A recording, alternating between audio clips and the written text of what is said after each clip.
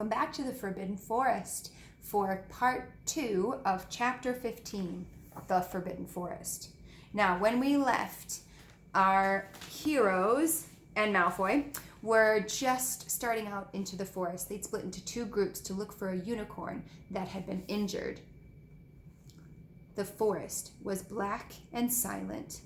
A little way into it, they reached a fork in the earth path, and Harry, Hermione, Hagrid, they took the left path while Malfoy, Neville, and Fang took the right. They walked in silence, their eyes on the ground. Every now and then, a ray of moonlight through the branches lit up a spot of silver blue blood on the fallen leaves. You can see some in our picture here as well.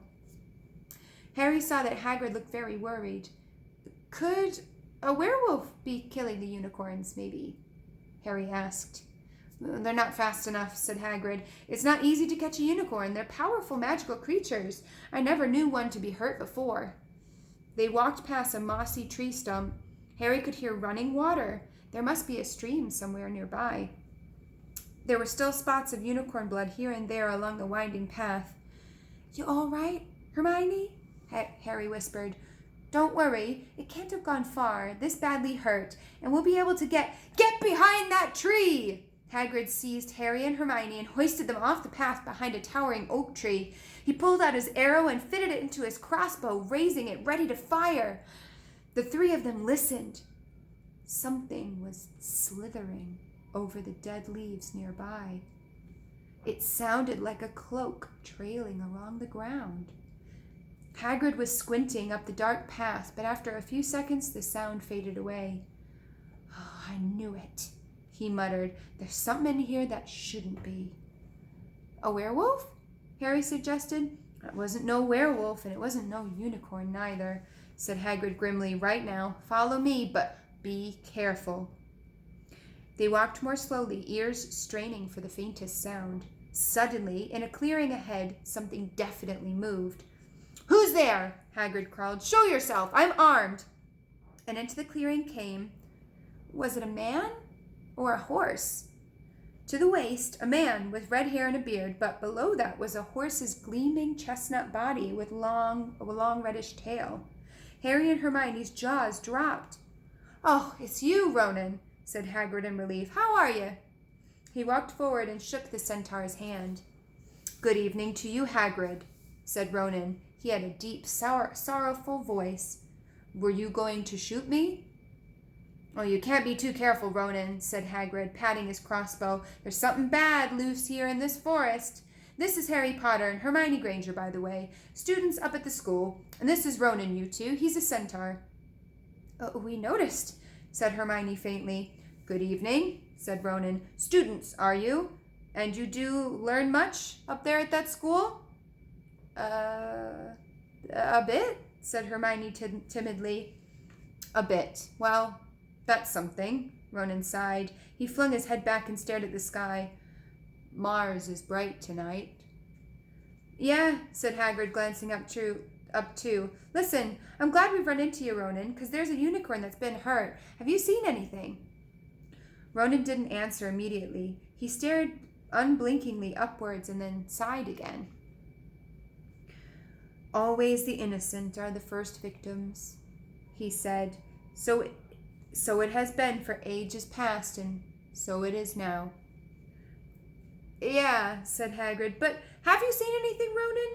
Anything unusual? Mars is bright tonight, Ronan repeated, while Hagrid watched him impatiently. Unusually bright. Yeah, but I was meaning anything unusual a bit nearer to home, said Hagrid. So you haven't noticed anything strange? Yet again, Ronan took a while to answer. At last he said, The forest hides many secrets. A movement in the trees behind Ronan made Hagrid raise his bow again, but it was only a second centaur, black-haired and bodied, wilder looking than Ronan. Hello, Bane, said Hagrid. All right. Good evening, Hagrid. I hope you are well. Well enough. Look, I've just been asking Ronan. You seen anything odd in here lately? Only there's a unicorn been hurt. Would you know anything about it? Bane walked over to stand next to Ronan. He looked towards the sky. Mars is bright tonight. he said simply. "We've heard," said Hagrid grumpily. "Well, if either of you see anything, let me know, won't you? We'll be off then." Harry and Hermione followed him out of the clearing, staring over their shoulders at Ronan and Bane until the trees blocked their view. "Never," said Hagrid irritably. "Try to get a straight answer out of a centaur. Ruddy stargazers, not interested in anything closer than the moon." "And are there many of them in here?" Hermione asked. "Oh, a fair few, keeping themselves to themselves mostly, but they're good enough about turning up if I ever need to have a word. They're deep-mind centaurs, and they know things. They just don't let on much." "Do you think it was a centaur we heard earlier?" said Harry. "Did that sound like hooves to you? Nah, if you ask me, that's what's been killing the unicorns. Never heard anything like it before." They walked on through the dense, dark trees. Harry kept looking nervously over his shoulder, and he had the nasty feeling that they were being watched. He was very glad that they had Hagrid and his crossbow with them.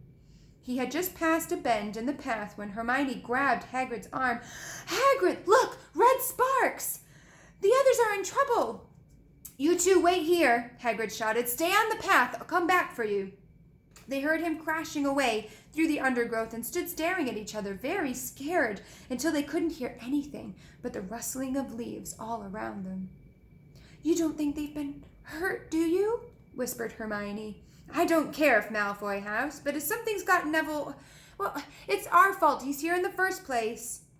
The minutes dragged by. Their ears seemed sharper than usual. Harry seemed to be picking up every sigh on the wind, every cracking twig. What was going on, and where were the others? At last, a great crunching noise announced Hagrid's return. Malfoy, Neville, and Fang were with them. Hagrid was fuming. Malfoy, it seemed, had sneaked up behind Neville and grabbed him for a joke. Neville had panicked and sent up the sparks. "We'll be lucky to catch anything tonight with the racket you two are making. Right, we're changing groups. Neville, you stay with me and Hermione. Harry, you go with Fang and this idiot. I'm sorry," Hagrid added in a whisper to Harry, "but he had even a harder time, and he was more frightened than you, and we've really got to get this done." So Harry set off into the heart of the forest with Fang and Malfoy. They walked for nearly half an hour, deeper and deeper into the forest, until the path became almost impossible to follow because the trees were so thick. Harry thought the blood seemed to be getting thicker, too. There were splashes on the roots of the trees, as though the creature had been thrashing around in pain close by. Harry could see the clearing ahead through the tangled branches of ancient oaks. "Look," he murmured, holding his arm to stop Malfoy.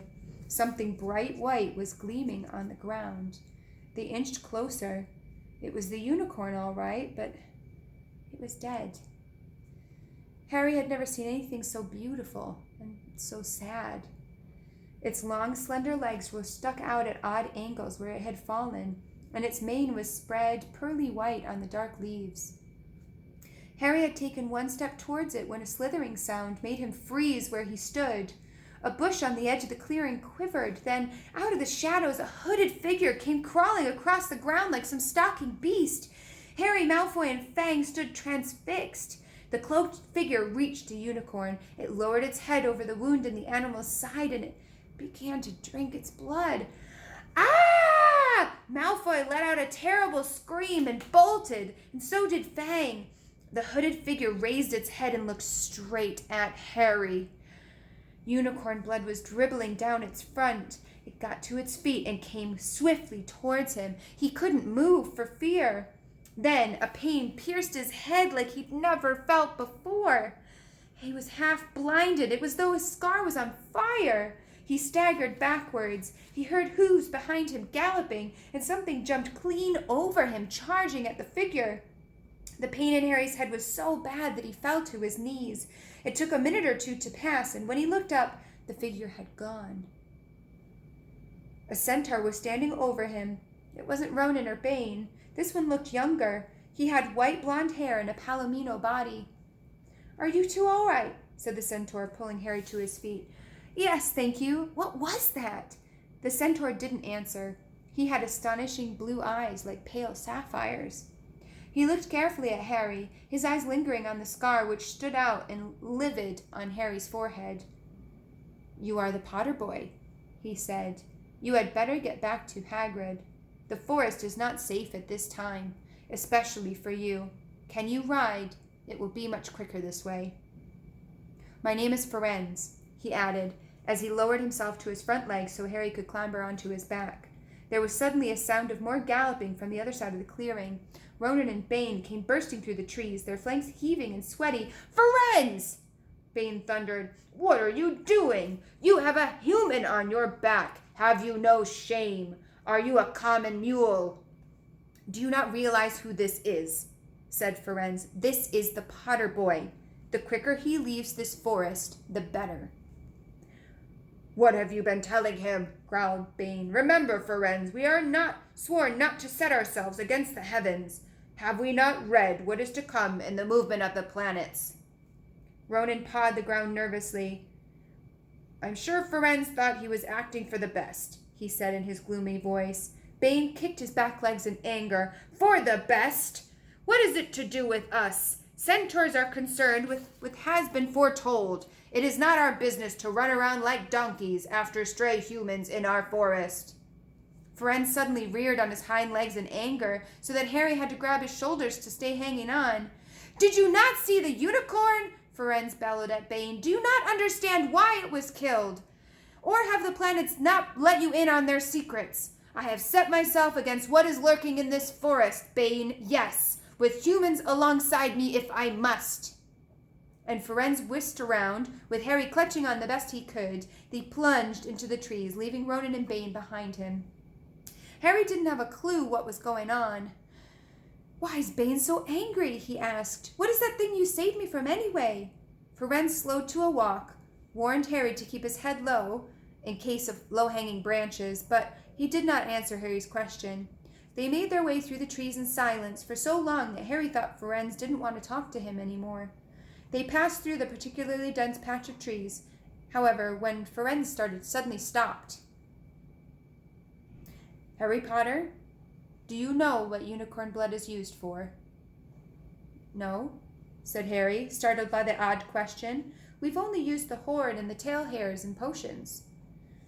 "That is because it is a monstrous thing to slay a unicorn," said Firenze. "Only one who has nothing to lose and everything to gain could commit such a crime. The blood of a unicorn will keep you alive, even if you are an inch from death, but at a terrible price.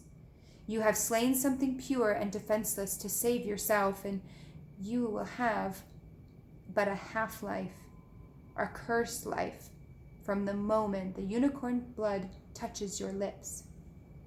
Harry stared at the back of Firenze's head, which was dappled silver in the moonlight. But who'd be that desperate? He wondered aloud. "If you're going to be cursed forever, death's better, isn't it?" "It is," Firenze agreed, "unless all you need is to stay alive long enough to drink something else, something that will bring you back to full strength and power, something that will mean you can never die. Mr. Potter, do you know what is hidden at this school at this very moment?"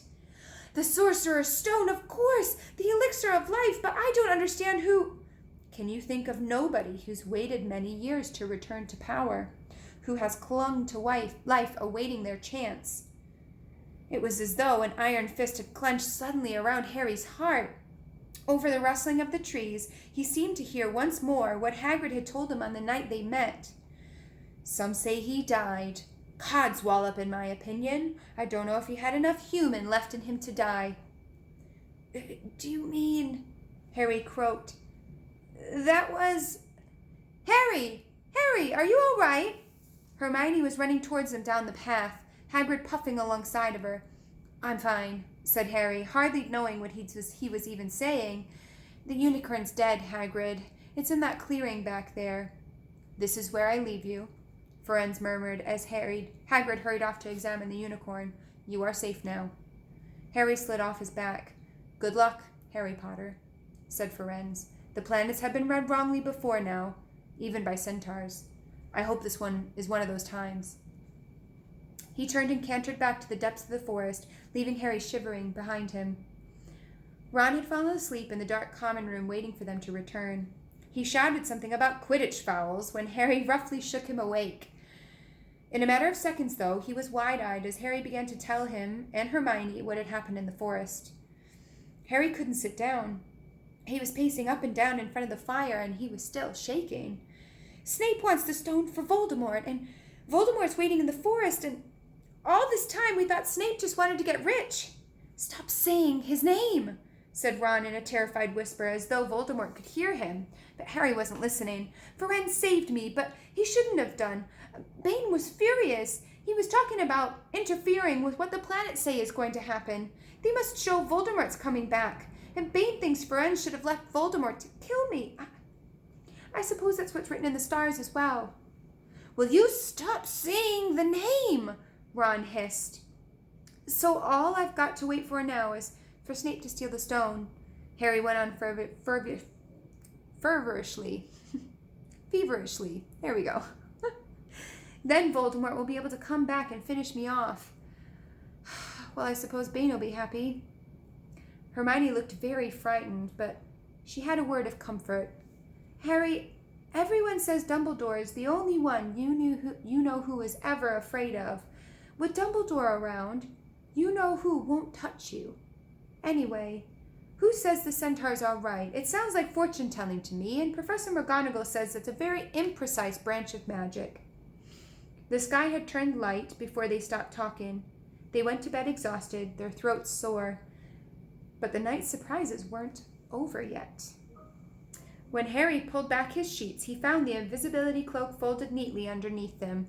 There was a note pinned to it that said, "Just in case." That is the end of our chapter. Thank you for joining me here in the Forbidden Forest. And look out for the next video where I will read Chapter 16, Through the Trap Door. Bye-bye.